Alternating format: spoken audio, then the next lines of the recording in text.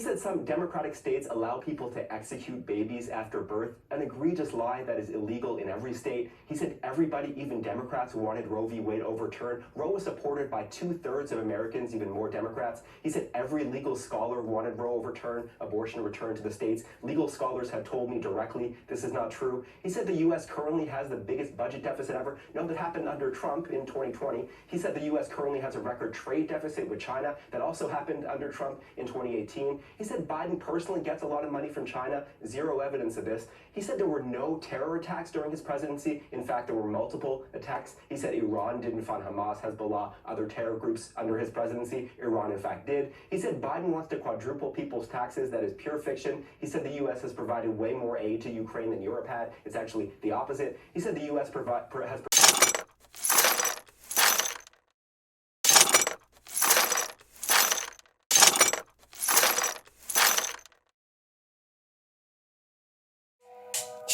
Hello, and welcome to WTH-3Roses Podcast. We are your hosts, Deb and the Twins. Let's talk news, politics, culture, entertainment, and WTH moments. Yep, we've got a lot to talk about. Let's get started.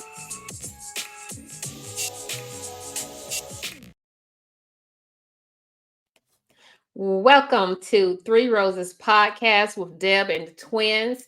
We have been planning this podcast for a while now, and what better time to start this podcast off with talking about this presidential debate. What is at stake? So our podcast is What the Hell?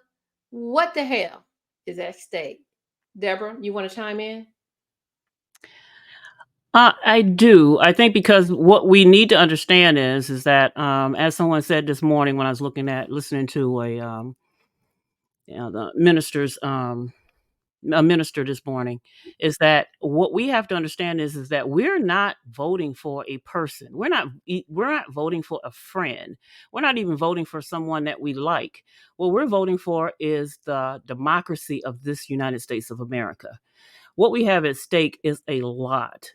And as someone said, I prefer a person who is struggling from a person who actually, as a child, suffered with stuttering. I have an issue with people making fun of that and having an issue with that. But I do also want to say that the issue of having a person struggling to complete their sentence because they have a stutter issue or to come up with facts, I prefer that person rather than a person who is quick on the draw to lie, to give false facts, and to lead our country into a place we don't need to go. Because at the end of the day, with everything that people are talking about, what we need to understand is that behind all of this is white supremacy. And if white supremacy is at the base of all this conversation, then we can't support, nor can we be a part of allowing that administration to take office again. We have almost over 30 some odd plus judges with the next presidential election who will have the ability to choose and select who will be those 30 judges. We also have to understand that we have got to understand our history. We have to go in and look at what's happening. Our HBCUs are under attack. They are coming for that land. The government, which would be that administration, will allow people to come in and destroy and basically eliminate HBCUs based on what they're doing now with not making sure that the history of Black America is told properly, banning books, burning books, and also going into attacking anything that has to do with affirmative action, anything that has to do with, and let me take affirmative action off the table, but to talk about the rights of Black people is what they're attacking. And that's the bottom line. Cher? Yes, I agree. We do want someone that in the office that can speak for us and speak for all people. As Deborah stated, is that all of us have an issue with stuttering. And I can imagine my stuttering issues when I get 86 years old. So is that a point? Is that a factor that we should address? Should we base our vote on whether his ability to complete a complete sentence? Uh, as someone with stuttering issues, I know when I'm in a tough situation, I have to analyze and wait before I speak in order to complete a complete sentence. So does that matter? Or does that matter my ability and my knowledge and how I can relate and how I can build a team and how I can work with people, all people across this country in order to get the job done? We need someone in the office that can get the job done regardless of disabilities, because stuttering is a disability, and all of us need to understand that that's a disability. Regardless if we overcame it, if it feels like or appears that I've overcame this stuttering issue, it is still an ability, a disability, and will always be a disability. Sheila? Exactly. And I think that the stuttering may be another podcast in itself, because all three of us have suffered from that and over our life, and it probably has kind of affected our careers and to some standpoint. But let's talk about who deserves this White House. Let's talk about what Biden has done, because a lot of people have forgotten. I've talked to a lot of young people and I've seen on my social media, I'm just not going to vote. If these two people are running, I'm not going to vote. That is not the answer. Biden has done a lot since he's been in office. And what has Trump done? So I'm going to remind you of a couple of things. Biden signed the marriage equality into law, meaning that marriage equality for same-sex interracial couples. Biden, he did the criminal justice reform. So basically, promoting safe and accountable policies for to ban chokeholds and restrict no-knock entries by police. Let's talk about the student debt relief, or protecting reproductive rights. So Roe v. Wade is at stake right now. Biden, he issued executive orders to preserve access to reproductive care. So, but across state lines. So it is ridiculous that women who are faced with a difficult decision have to stop and say, I can't do anything about this. A difficult decision. So there's a lot at stake with this election. Do not sit on your hands and say, I'm just not going to vote. Look at what Biden has done. Anybody else, sisters? Yeah, because I think that also we have to take in consideration when they talk about women's rights, reproductive rights, our health. All three of us have had issues with pregnancy, with delivery, and with being able to sustain a pregnancy through term. What? I'm sorry. No, go ahead. Oh, what I found out, because even though actually, like I said, with all of us having the issue with stuttering, people have a problem with thinking that we don't have issues with that. But like Cheryl said, we have to slow down our thought process, make sure we take a consideration of what we're about to say next. There's a process in order for us to be able to do this. And for a person who gets up and does speeches on a regular basis, had in the past, I know that it's very important for me to, one, do a lot of prepping, two, do a lot of rest, and three, making sure that I stop, like what I'm doing now, going faster than what, talking faster than what my brain is actually processing. But what I wanted to say is that what I found out being in politics is that all the time that we've had issues with pregnancies, whether or not we had a stillborn, whether we lost a child during pregnancy, anytime, I'm talking about Black women, anytime we lost a child, do you know that that was being considered abortion? Mm-hmm. It was being marked as abortion. It is the reason why our numbers have always been where abortions with Black women were aborting higher numbers than other genders. I mean, sorry, not genders, but race. And the problem being is that because those numbers were skewed, it also prevented the government from taking consideration and looking into the mortality rates of Black women, what issues we have when we go into these doctors, racism at the medical health industries, and things like that when it comes to even the same thing that has happened over decades, with them not acknowledging our pain, not acknowledging when we as Black women say that we're having an issue. And I know I had the same problem with my youngest. We had to have that conversation that the if the pregnancy did not go well during the time during the time I was in delivery, what did we want to do? Those are hard decisions. That is not a decision that needs to come from government. You do not get the right to tell me how to do my body. I have the right now to make a decision with my spouse, my mate, or my partner to say that if I'm doing delivery, this is what I need us to do for my family. It has not one thing to do with you, government, or male, period. And I think that I went back and I saw in 2018, our VP, Kamala Harris, asked a question to one of the senators. What law is there on the books right now that manages the man reproductive system? What what law do they have that does that? There is none, because they feel like they can tell us how we're supposed to manage what is important and what is significant in private to our bodies and our homes and our family. I agree, Deborah. And Deborah makes a good point. All of us have struggled with birth. And I never told you guys this, but there was a time when I was pregnant. You guys knew I had twins. One made it to the to the uterus, and one made it to the fallopian tube.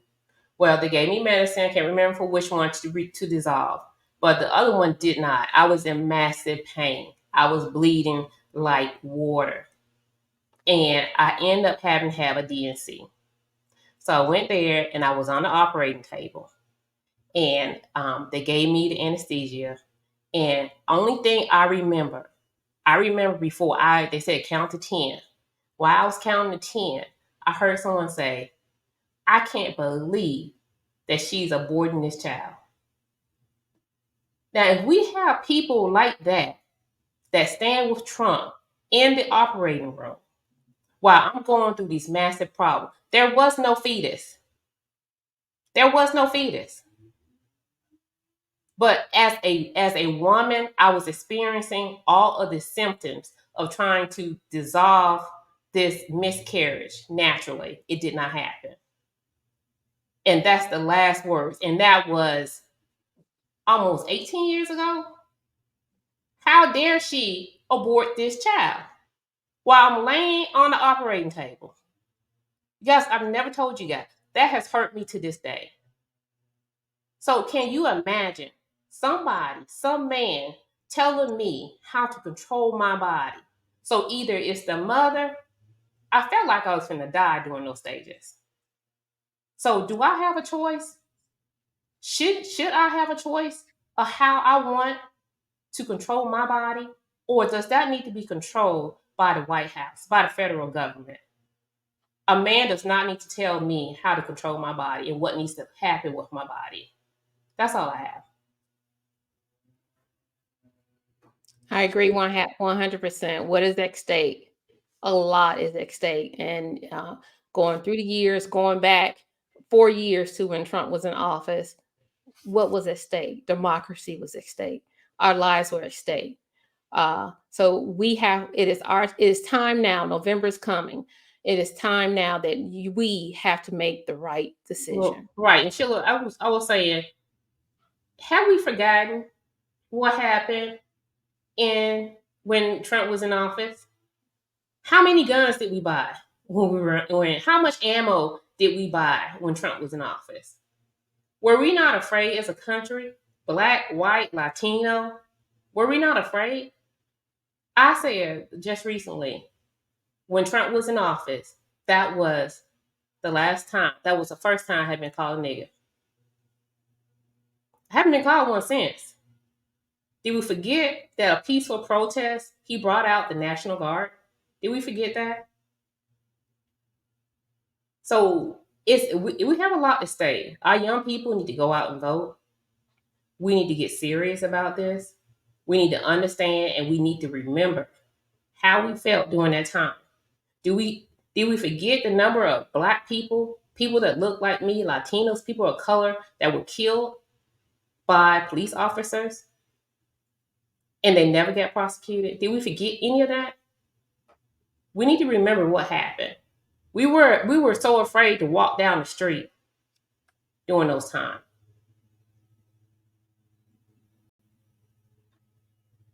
So I agree. I totally agree. And I think that and you know, it's hard to come up with a way in order to relay this to not just people who are not involved and our younger people, for it not to come across like we're fear mongering. But the issue is that Jim Crow didn't come into play just because somebody breathed it. What happened with Jim Crow happened because of laws, because of judges, because of that was the foundation and the platform that was available during that government. And so what I'm saying is for Trump to have 30 options to put in judges, and they've already stacked the deck. Okay. You see some of that already with the last decision that they made, where they literally said it was pretty much okay for a political entity in order to bribe for a company, an organization, or anyone to bribe a political entity to get what you want. That's what the decision was. And we'll have to go back and I'll add it to this to make sure I have the actual decision number of what was just decided. That is right now. What happens if there is complete majority rule on that judgeship? What will they decide to do? They're coming for everything that makes or has anything to do with Black history, with our Blackness. They, like as I said before, everyone keeps saying this. If it looks like a duck, walks like a duck, and acts like a duck, it's a duck. We keep seeing all these weird things happening with these statements that they're making. For example, I want my sisters to answer this question for me. What are Black jobs? the I have Blacks. no idea. I've been seeing all the memes about it, Black jobs. I don't think it's funny. I don't think it's funny at all. I don't know. And from the standpoint, I don't want a Black job. I want a job. I want a job that I qualify for, that I've worked for, that I studied for, that I put in this hard, all these many years of studying and certifications. That's the kind of job I want. I don't want a Black job or a white job. I want a job. And money. Yes. And I want to be compensated for the work that I do. Let's talk about that. So, but I guess we're just going to have to wait and we're going to pray about this. And, hopefully this country will make the right decision come November. It is imperative that we start getting the word out that you have to go vote. And what's interesting is that my social media feed is quiet. Nobody's saying anything. Quiet. I mean, it's like they're afraid to say anything. I mean, are you interested in what's going on? Are you going to go vote? Have you made your decision? What is up? I mean, we need to be like them. They're on their social media platforms. They're pushing this guy left and right, and we're doing nothing. And the Democrats are going to have to start being this whole you go low, I go high kind of thing. No, we need to be on social media platforms. We need to be pushing back. We need to be making hard statements saying, hey, what is wrong with this guy? These are the reasons why he does not deserve another term as a president. And we as people, we need to stop being afraid to make a statement or to put something on social media. The truth is the truth. This guy does not need to be in office, period. I agree. And my problem then is that we were at We were at a restaurant, and a young man that was younger than us, he made a statement. He said that being represented by the Democratic Party is like having a public defender. You know, if you're going before the court, you need to spend as much money. You know that our justice system is set up. You have the money, you more than likely are able to get off on a charge, period. It is a pay to play. Politics is a pay to play. And that's what I've learned. And that's what I've learned is it's a pay to play. And the bottom line is that if they're not, we're suffering from the same issue with organizations, with people sitting in places that will not give up control, will not fight for us, but are there for the purpose to fight for us. They're not going to, Democratic Party is not going to, just because we pray, we need to do more than just pray. We just had a friend say this morning. I believe in Jesus Christ and the Lord is going to take care of it. Yes, I 100% believe in that. I believe in Jesus Christ and I know the power that comes with that. But I also know that we as their disciples are supposed to do our job, which is to get the message out, which is to say that these immoral people, we're talking about a man who has felonies and has been charged and has been convicted of assault and rape. A man that does not know anything about morals to save his life. And a man who can lie just as quick as day. And we all know that because we also have all had our experiences with bullies. And bullies do not go away because you're nice, because you're sweet, because you play within the social realms of how it says you're supposed to be respectful. No, let me tell you something. How you stand down a bully is to go for the throat. Now, I don't think the Democratic Party has that ability to do that, but they gotta. We have got to make them. And if they can't, then we need to make sure our voices are heard and remove some and add some who will have the fire that is needed for this election for not the man, but the platform and the policy to protect every United States citizen and not some. Because this MAGA crap about make America great again, who, when, where, what year? Was it before I could vote? What was before I as a woman had rights? Was it before they were great? When us as a whole race were considered nothing but chattel? When was America great? The Black race has voted and saved America from itself over and over again, hoping and praying that it actually does meet its promises of being for all of us. And they have failed continuously. But we've had laws to make them do it. And these laws are at stake of being completely removed. Completely. Which means, what does that look like for us? And this is my problem. We did not raise our children for this. First of all, I was not raised for what is about to happen. The rollback of our protections. Like Sheila and Cheryl said, if you think you were afraid to walk the streets before, wait till they change these laws. To say it's okay for us to start back again, having to walk across the street when they walk down, not being able to look a white woman in her face without being lynched, not having the ability to be able to live where we want to, work where we want to, be a person. What happens then? And this is not about somebody trying to frighten someone. This is about everybody needs to go back and look at their history and seeing that what has happened currently, we're closer to going back to 1800s than you guys even know. Exactly. I think Deborah has said enough.